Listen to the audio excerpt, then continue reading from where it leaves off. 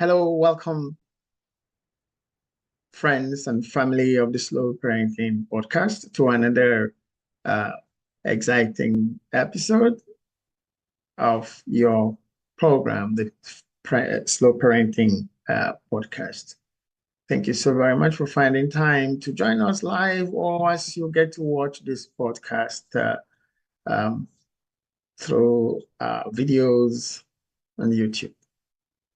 Okay, it's another time, same day of the week, every week, 1 o'clock Eastern Standard Time, US and Canada, and then 7 p.m. West African time, including Nigeria. So you're welcome. It's that time of the same day when we find something exciting and useful to talk about concerning our parenting job. My name is Richie Adewusi. I welcome you as you hanging tight as we talk about motherhood. Yes, today we are asking the question, who is a mother?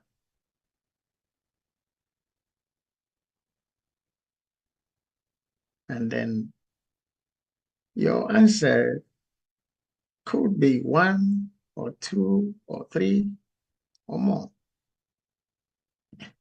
Or you might say, well, it's obvious, mother that is your definition. But today we're going to be looking at motherhood from an entirely, well, unconventional, if you like, perspective. We're going to look at, roles that individuals have played or are playing. And when I say individuals, I mean all of God's creation, humans and non-humans.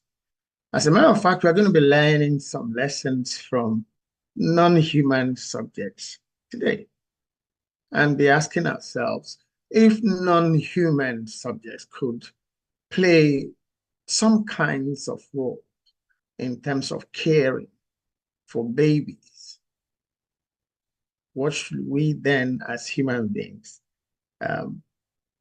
do or be doing? So today we are talking who is a mother.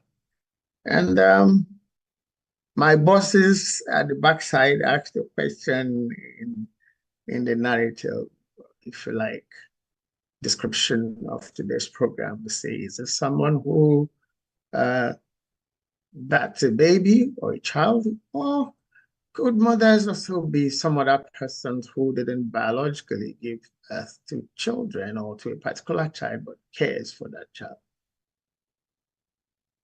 So we want you to understand today that we're talking about motherhood as a concept, not as a thing, but as a concept that is demonstrated, that is practiced by, don't get offended at the next word, things, including humans. So don't go away from understanding that we're talking about a concept in care. Okay? If we understand it as a concept, we might not switch off completely when we profile the video we have for you today to see and ask yourself what your role should be in circumstances where babies need help. I've had such expressions in places like, oh, go look for your mother. Where is his mother? Where is her mother? Yeah. It's a human thing to deflect responsibility, to, blame others for not doing things that we could and should be doing or are in positions to be able to do. That's why we are talking about motherhood today as a concept. As a concept. And if we understand it as a concept, We as human beings, as individuals, as males, as females, would understand that it might actually be our turn to provide certain kinds of care for children who need care. Or at some other time when the tables get turned, it might be our own children who would be needing care from some other people.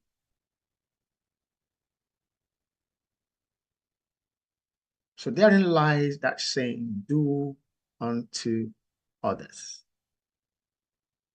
Do unto others. But ultimately, motherhood is inherent.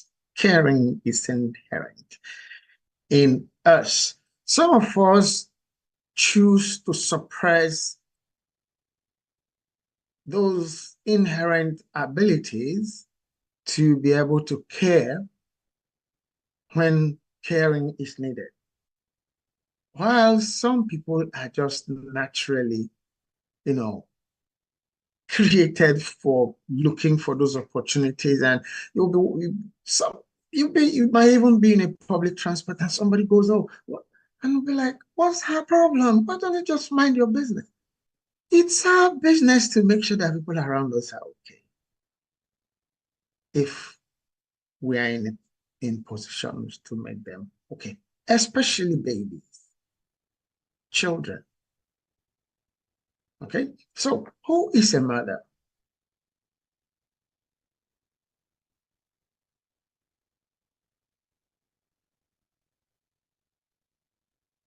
That person, that woman, that female who gives birth to a child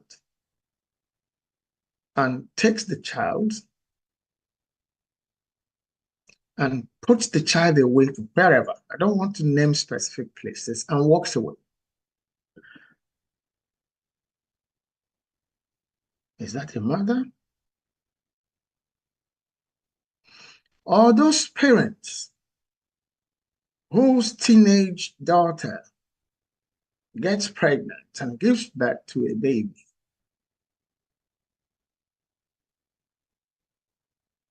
And well, we've handled such issues on this program, this podcast, and past episodes, but I'm going to bring them back here. And then we say, oh, because of the future of let's give the child away. The mother of that, well, the person that gave birth to that teenager and that teenager, are they mothers? We don't understand what we mean that, by saying that motherhood is a concept in care giving.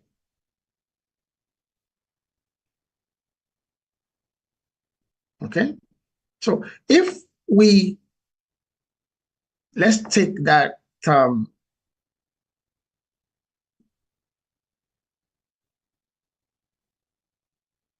fictional family of a teenage girl who got pregnant, carries the pregnancy to term, gives birth to a baby, and the parents and the teenage girl are in agreement that, oh, because of my future, it's better to give this child away. And that child is removed from that teenage girl.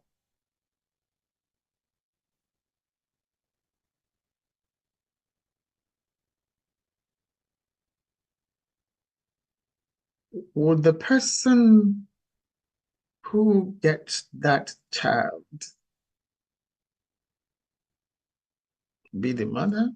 It might sound so obvious. You might say, what's he talking about?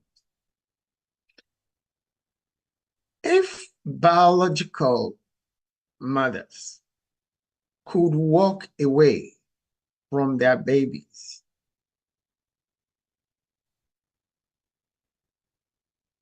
what makes them mothers? Because they give birth? Okay. I am going to get us to see a video. But caution here. I was so touched by this video that I chose it to be, what to use for this podcast for today. There's a picture of a monkey breastfeeding a cat. Yes. No fuss, no fight, no leave me, go away, I'm not your mother. Cuddly and all of that. Relaxed.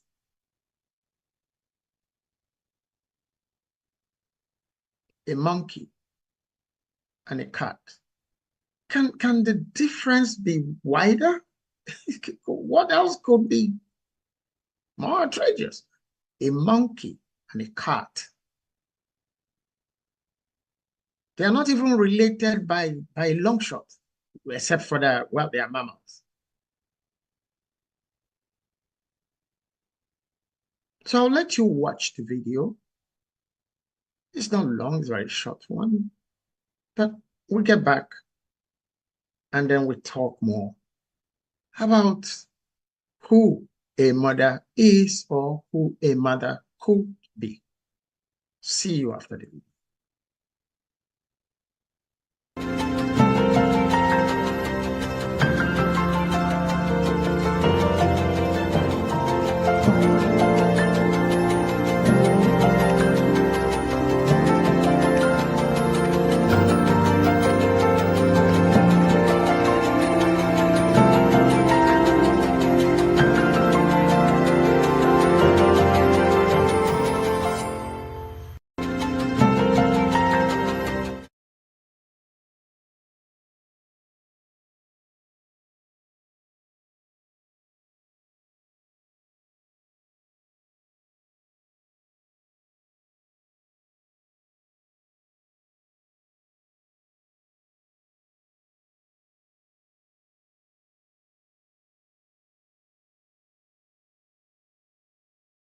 Welcome back. I told you it's a very short video.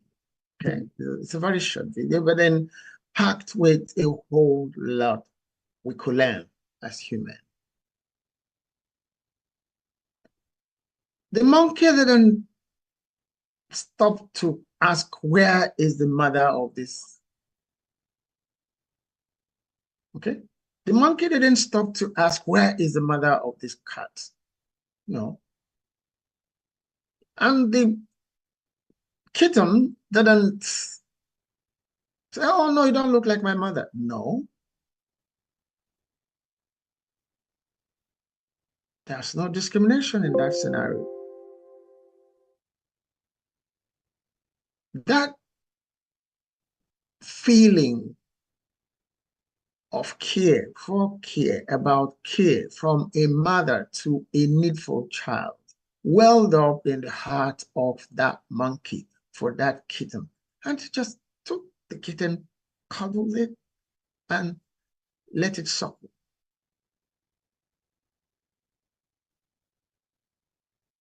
Well, there have been talks about what if the kitten grows up now behaving like a monkey? Well, that's another kettle of fish. But the moment what we're discussing here and right now is motherhood, the care aspect of motherhood, that caring component of motherhood, which we as humans need to let flow all of the time and not go, my business. It's the same thing when we see people who need food, maybe. They're hungry, they're helpless. We don't go being self-righteous. It's because you are lazy, you couldn't work, that's why you don't have food to eat.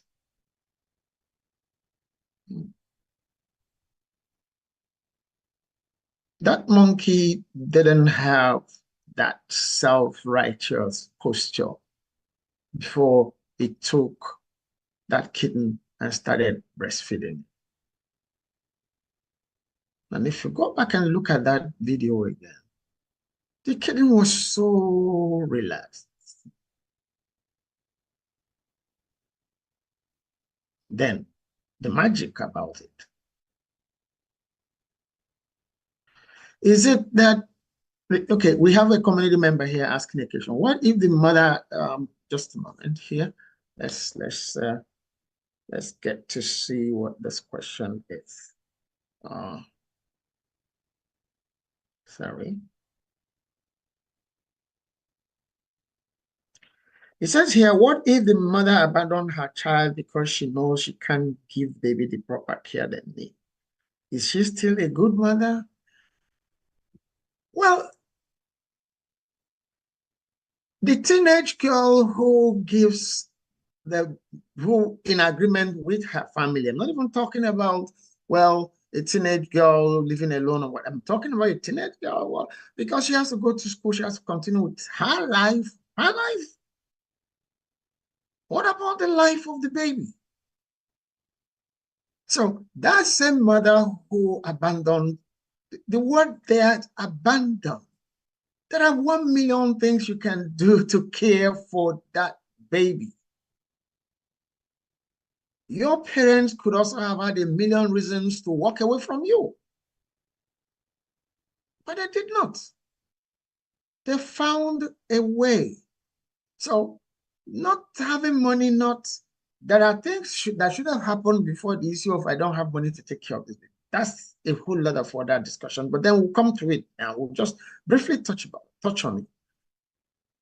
Why did you not have to get pregnant if you know you couldn't take care of the baby? Oh, well, I didn't plan for it. Why don't you start thinking about planning ahead? And then if you now do have a baby, if you now do get pregnant, you are lucky, you are blessed, you are cared for to carry that pregnancy to term and actually had a live baby, live birth. And all you think about is yourself. Me, I can't take care of this baby. Maybe somebody else. That somebody else don't have responsibilities, don't have cares. These are the kind of thinking that gets society all messed up. Abandonment of responsibilities. Responsibility. That word responsibility is not passive. It entails actions. It's call to action.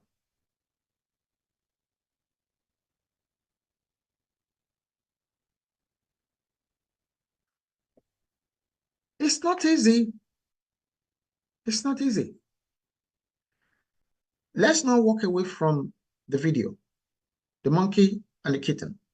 The monkey could also have walked away like the mother of the kitten.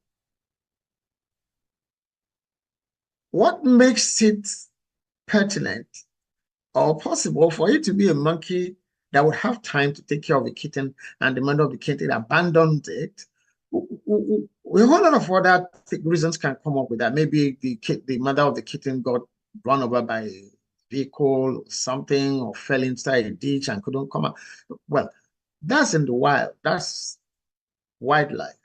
Okay, a lot of reasons can come up with that. Things like that don't happen in everyday life human experience.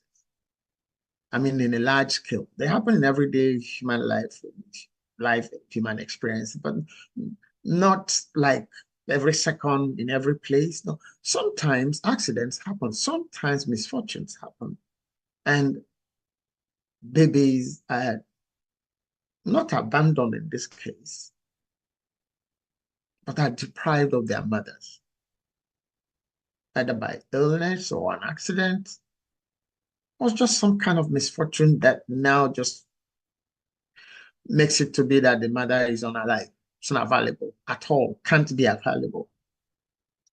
That's different. That actually might be the story of the kitten and the monkey.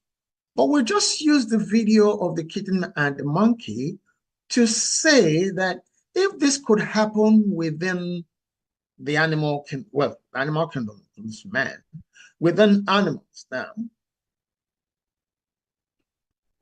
what should we then do as human beings when we find babies that need care? And we're like, well, it's not my business. No. At that instant, you're a mother. You need to step in to play that mother role. Ask the questions later. That's the whole point here. Who is a mother? You are the mother at that instant. You should step in to play the role of the mother at that instant. And that motherhood instinct that we're talking about is universal, should be universal, needs to be universal. Not knowing race, culture, just like the monkey and the kitten didn't care about their races, care about their culture. Their cultures are different. The culture of the cat is different from the culture of the monkey. They are both animals, but then cats and monkeys, are they related? I don't think so. But both of them put that aside. No, he's a white boy, I'm a black woman, I take care of her now, police will come. Well, there are risks. There are risks in helping sometimes. But then if we get into issues for helping, I can assure you that somewhere along the line, someone will see through the child and cut the chase and say, look, this person is just helping here. It's not trying to steal a baby. Or because of, issues like that, people walk away from helping children who need help. Okay? I will tell you a personal story here. Okay? I will tell you that story when we return from this short break. So don't go away. See you on the other side.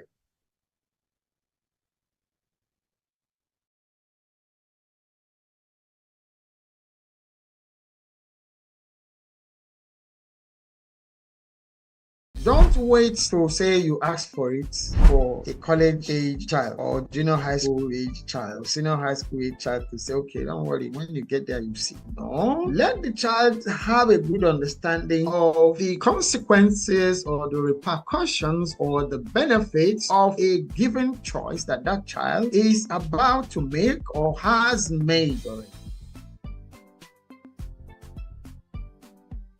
I'm addressing you now, young couples, male, female, and please listen to me and listen carefully. Any woman that would not respect the father would not respect you eventually. The same thing, any man that would not respect his mother would not respect you. So as you are courting, open your eyes. At some points during marriage counseling classes,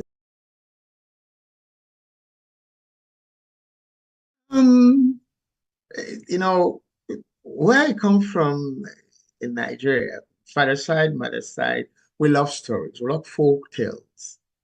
And then in folk tales, from whichever side goes story. Okay. So story. Yeah, myth has it that, or had it that I am the fifth of a family of seven. My mother's children are seven. I'm the fifth born. And of the seven of us, there was only one woman, and she was the second. And the story has it that my mom thought she was going to have a girl. And then went ahead to shop for baby girl stuff, waiting she's going to have a girl. And then Eventually, the day came and she delivered. And here I came. Hey boy, she was upset. So I had and refused to breastfeed me like the story goes for 7 days. As a matter of fact, the only baby picture I still have. I think I am like dressed in some kind of feminine um, clothing, kind of, which kind of gives credence to the whole story of she didn't buy any male, so short she didn't have a baby girl. And it turned out that I have an aunt who had just lost um, a community member is asking what made my mom so sure she was going to have a baby girl. I don't know. Fortunately, she's not even around. I can ask her anymore. I don't know, But this story, I've heard it severally. My grandmother, before she passed, a whole lot of other family members. I've heard this story several. Even the aunt that was reputed to have breastfed me for those 7 or so days. There's this aunt that just had a child about the same time, but they lost that child. She was now the person that breastfed me for 7 days before my mother finally got around to say, okay with you. I thought you were going to be. What if that? It goes to question. Could say, oh, could I have survived? Could I not have survived? Well, there are children who didn't breastfeed and they survived. Okay, so survival might be, might not be, but for 7, I'm sure that somebody would have found a way to feed me with something. After all, one of my 3 children never breastfed for one day. I wouldn't go into details about who or which one now. Never breastfed because the mother did not lactate.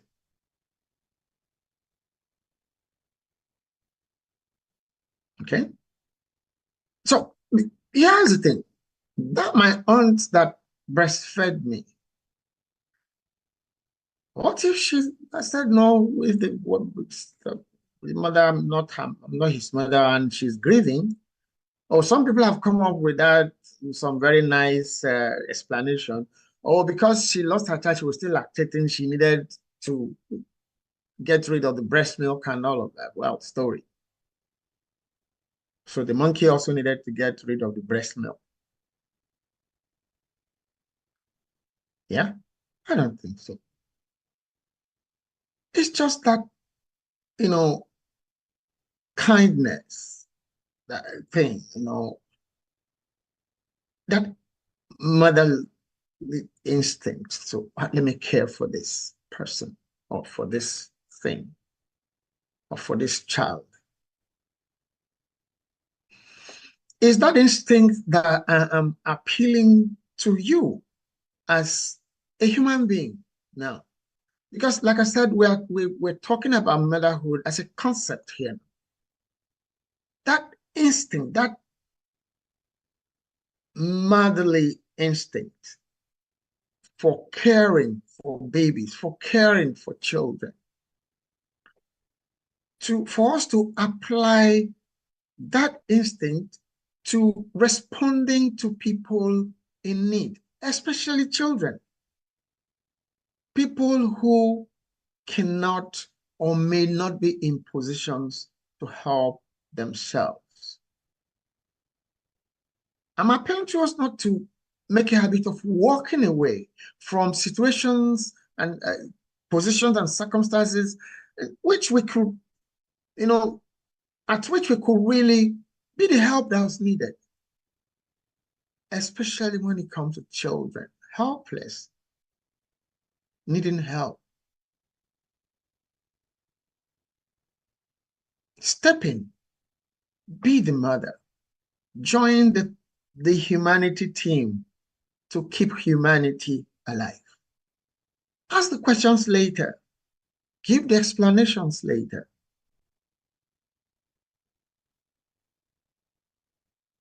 Suspend your race, suspend your class.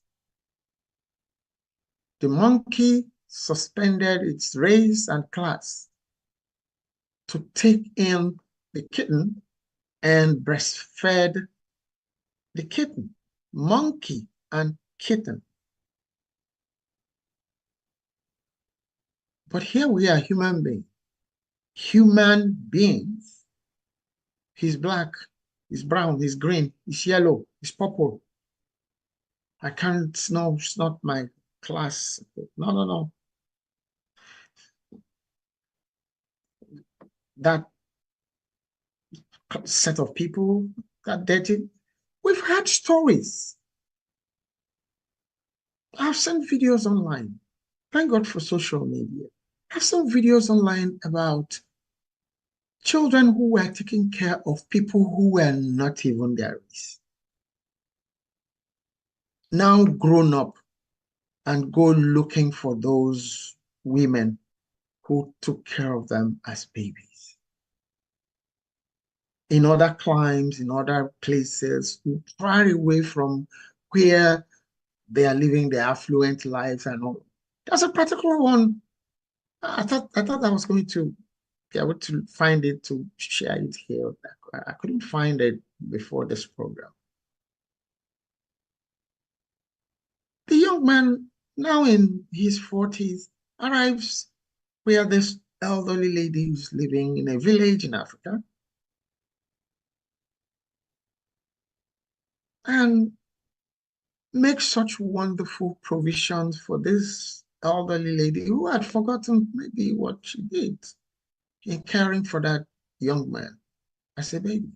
I'm not saying you should care for children so that you can get a reward later. No, but I'm just saying that things happen.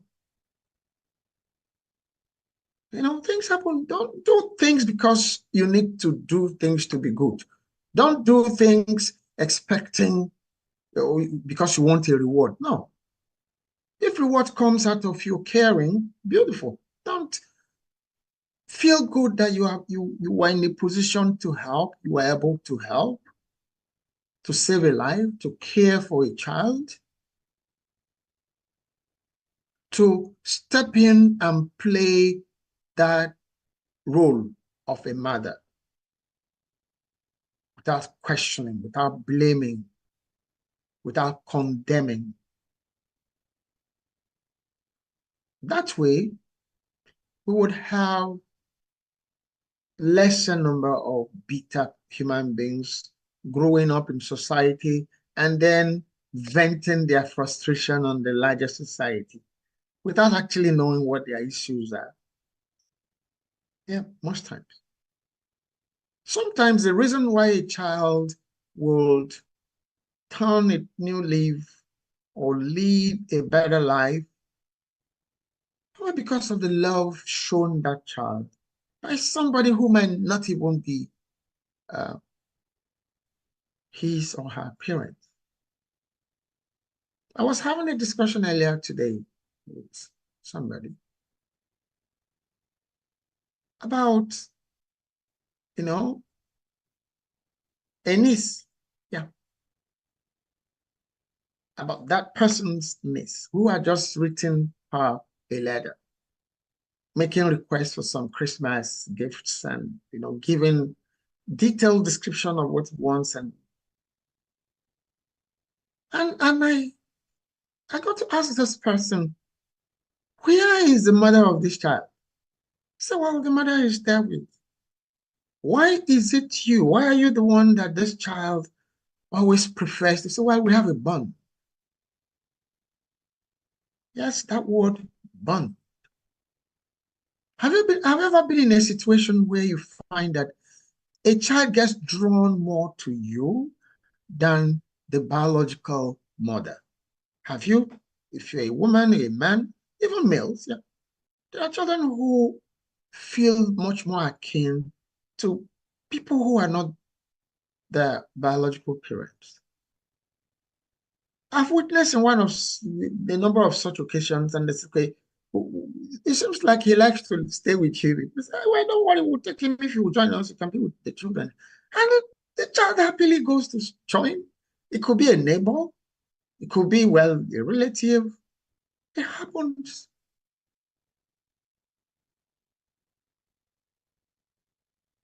There's no abandonment in that situation. And it wouldn't also be a case of the child is rejecting. But then it should also be a worry sign to find out what is it that we are not doing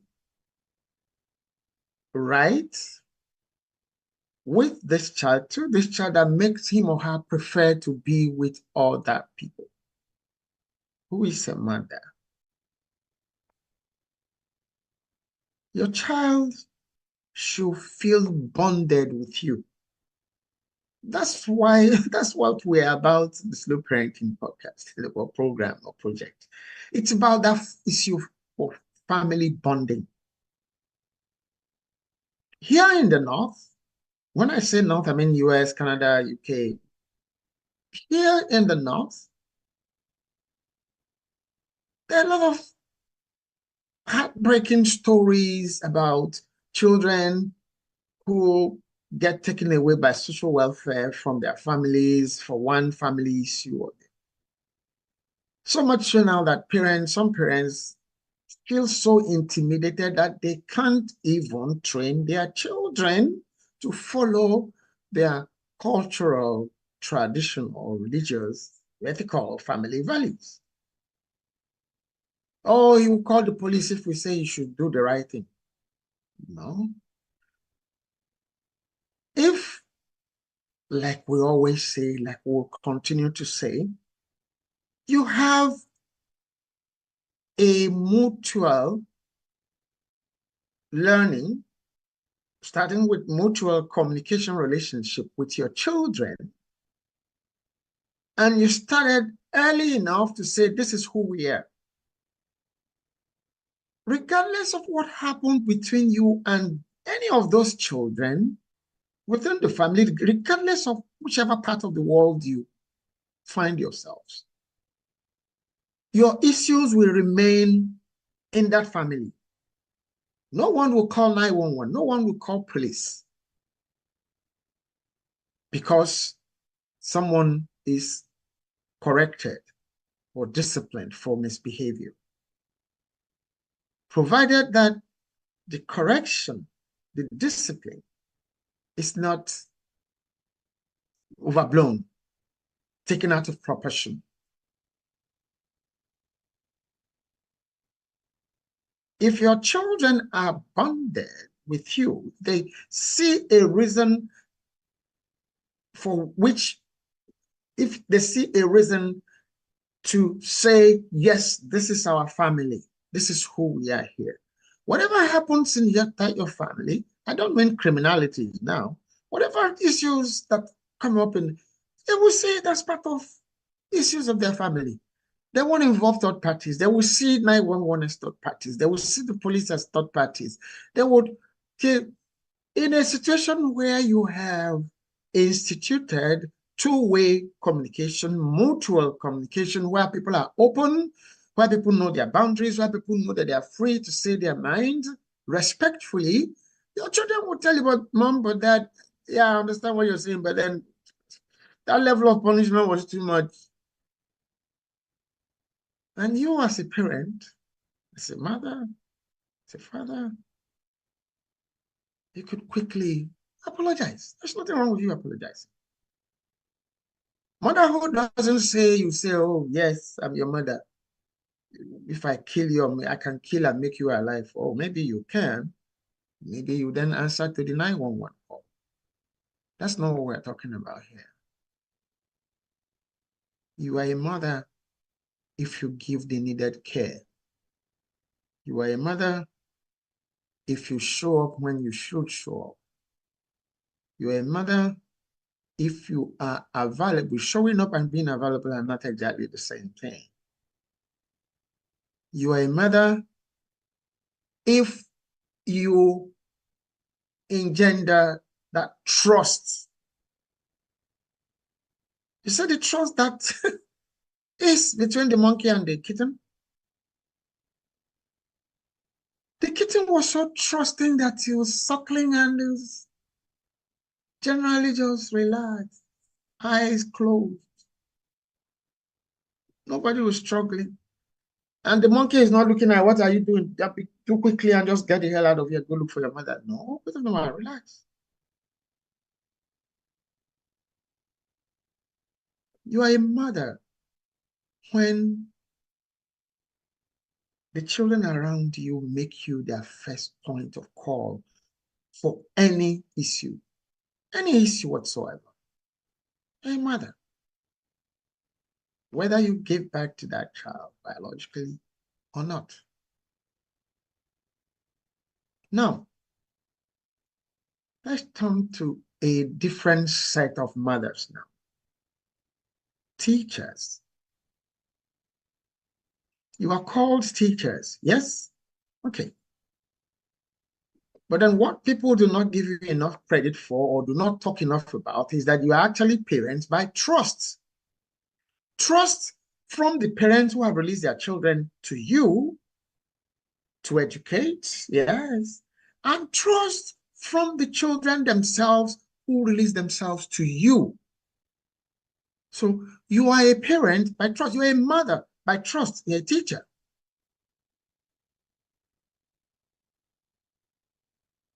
That trust needs to be sustained.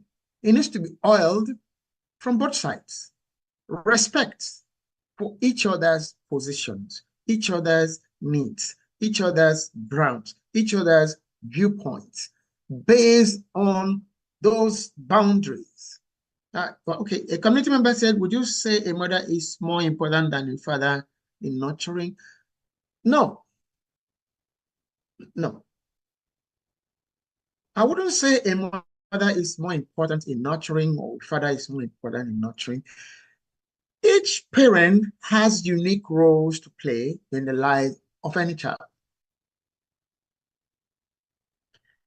In some instances, you find individuals who have the capacity to play both the male and the female roles. Even in a home where father and mother is there, everybody is there, no quarrel, no issue. No, you find out that there's a particular parent that the children get drawn to. And they can, but let me tell you what the secret in that kind of situation is also. You see, that other parent that is not visible, that is not the person that is actually the strength, because the other parent that the children keep going to understand that he needs that other parent, and both of them meet somewhere. Is playing good cop, bad cop with your children. There's no competition. There should be no competition in nurturing your children. There should be no competition. It should be teamwork. We say it here on the Slow Parenting podcast, Slow Parenting Project. Parenting is a team event. Must be a team event. Okay? You find out that a team member is best at the sprint race. Okay, let the team member be there to give the baton on time. So it takes off. And you're watching, you're clapping. Okay, hey, go, go, go, mommy, go, mommy, go, mommy, go. But the mommy go, or go, daddy go, it remembers who passed the baton to him or her. And at the end of the day, they know where to meet, to re-strategize, to look. In families where children say to their parents, Mommy, I just told you what Daddy did when you were not, and you didn't say anything. I said, oh, okay, well, I know you defend, I know you support, I know you don't like me. Well, is it true that they don't like you? No, it's not true. It's just that both of them have realized that it's better for them to function as a team and not appear to challenge each other to favor any child. It doesn't mean that they won't have their discussions concerning what the issue is. They agree on who's going to do what. I say it again, playing good cop, bad cop. It works. So there's no parent that is more important. And we have another question. Okay, how should excuse me, I need to get that question clearly. Just a moment, please. How should a mother react when her underage daughter tells her she's pregnant? Whoa. Okay. First of all, don't go crazy. Don't go crazy. Seek to know the details.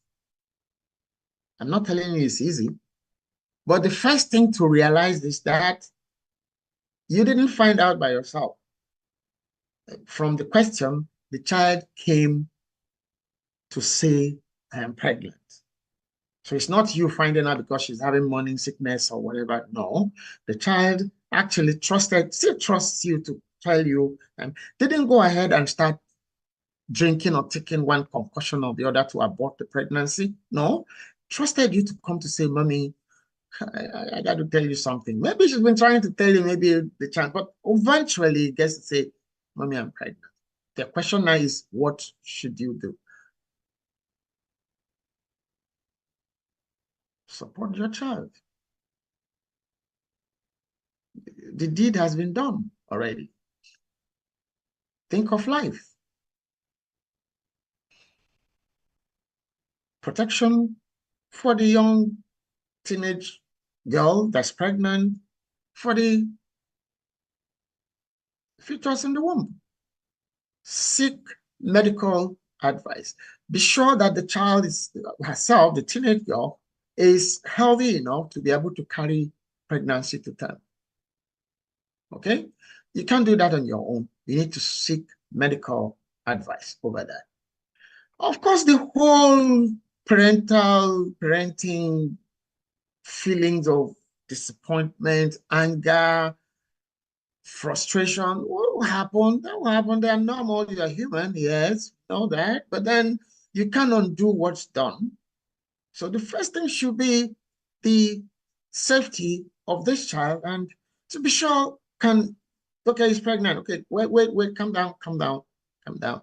Well, you know that pregnancies take 9 months before they become baby. Yes. Okay, you know, or you don't know. All right. Okay, they take 9 months, really. Okay. And when then you have the baby eventually, you are going to do things like breast. I'm going to go to school. Okay, well, we'll talk about that later because again, the natural thing for you to say and that response is that, well, you didn't know you are going to what, you didn't know you're going to school before you got to get pregnant. No, that wouldn't cut it. There's no reason to get antagonistic with that situation at that time. You can say it's easier said than done. You're saying it this way because you are not the one involved. Well, I'm not the one involved because again, certain kinds of conversations needed to have been taken before that incident. Even when such conversations are taken at the right times, the right frequencies, things still happen. When they happen, be happy first that the child came to you first. Remember earlier on, I said you're a mother. When your children come to you under any circumstance, you are the first person they come to say, Mommy, you know what? They did well in their exams, their tests, their practice, their sports. They come bubbling to you. There's also some disappointing news. They come to you first. Handle it. That's what makes you mother. That's who a mother is. All the frustration, all the disappointments, all the, oh my, yeah, it's still your child. That's not the time to lose it. That's not the time to lose it. First, be glad you still have your daughter trusting you to be able to, and didn't run away, didn't go trying to do things to harm herself and all of that. So take necessary actions. Number one, get medical advice for what should happen. Is the teenage child healthy enough? I said it earlier, but I repeat it. It's healthy enough to carry pregnancy to term. What are the other issues? What are the other things you should know? What are the other things you should do to help her? Then there's also the issue of the social stigma that comes with a teenager getting pregnant. You can't go to school with pregnancy. In some cultures, in some environments, in some societies, you can't go to school as a teenager pregnant. Okay? You have your friends, your neighbors, even some family members who ridicule you. So it's a time to now remain that pillar of strength for this child. That's not the time to throw tantrums and say, go and meet the person that impregnated you. You might be saying something else that will be much more consequential down the road if you take that route. You can say that out of anger, out of frustration, but don't be. It's not easy. Yeah, I'm not saying it, okay, you're just, well, it's easy for you to say. It's not an easy decision to take. It's not an easy position to be in, but it's a position for which you must pull together to remain that pillar of strength for which she has come to you to say, Mommy, I'm pregnant. What do I do? He didn't ask you for permission to go get pregnant, but she came to you to say, what do I do? So you must be that go-to person. Play the role of that go-to person, even under such circumstances. Oh, okay, wait. We must be sure. How did you know? Well, I did it. Okay, wait. We need to go see Dr. John. We need to go to the clinic where I need to confirm one or two things. Did you tell your dad yet? Okay, maybe wait, please. Just don't worry. I'll speak with your dad. And do speak with the Father. Whether the Father is with you there, whether all of you are still in one place as a family in a home, or maybe you are living apart, make that conversation. Break that news. Find a way, break that news timely. Let everybody that should know, well, your family doctor, your partner, father, in that case, is the mother came to, the child must have a father. Then seek to know some things about the partner that got her pregnant and maybe try to reach out and take it from there. But know that ultimately, you'd have to care for this child that is now pregnant. Okay? It's not an easy task to perform, but it's a necessary task. And that is one of your tests as a mother. Who is a mother? That's our question here. Before that question, before from that community member, I was talking to teachers. I was talking about teachers as parents by trust. Okay? In every culture, in every society, teachers are very important. Be determined to, be a pillar of strength for the children that are given to you to teach. Not an agent of destruction.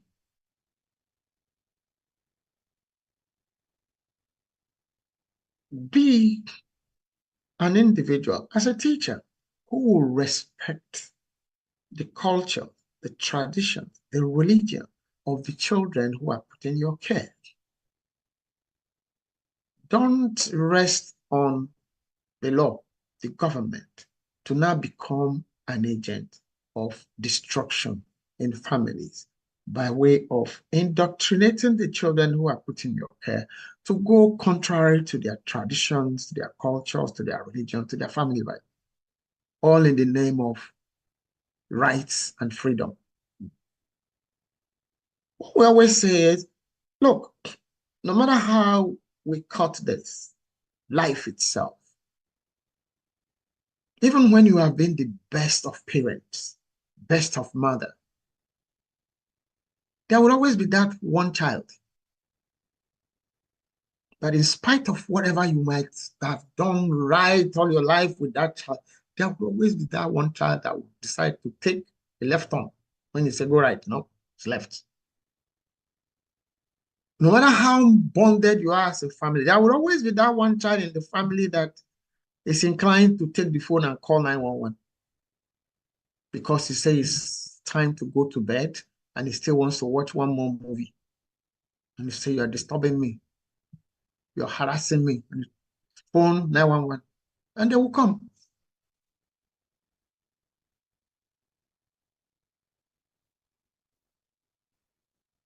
So don't beat yourself up so much. It's a way, okay, maybe I'm not a good mother after all. Yeah, I've heard you, and I listened to your podcast, and you say a mother is they go to, they don't come to me, they go to somebody else. That must mean I'm a bad mother. Not necessarily. That do your bit. Do your bit. Be there for your children. Show up for them. Be available for them. Be their go-to person when there are issues. When they celebrate, when they weep, when they cry, when they grieve, be that person they can, touch base with. And be thankful that that could happen. Also be that person they will come to say, I failed. I know you were expecting me to pass this exam. Like, okay, don't worry. Come here, don't worry. We'll do it again. Or, like that community member asked earlier, Mom, I got to say something. Oh, hey, baby, what happened? I'm pregnant. You what? Well, okay, okay. You what? Okay, okay. Wait, calm down. All right, okay. I calm down first. Yeah, okay, come, baby. Now sit down. Let's go through this step by step. How did you how did you know? Not how did you get pregnant? No. How did you know you're pregnant? Well, listen. Okay, don't worry. Right. Okay, I'm gonna have to book an appointment with Dr. John. I'll call him so that we can check on one or two things and okay. Mm, okay.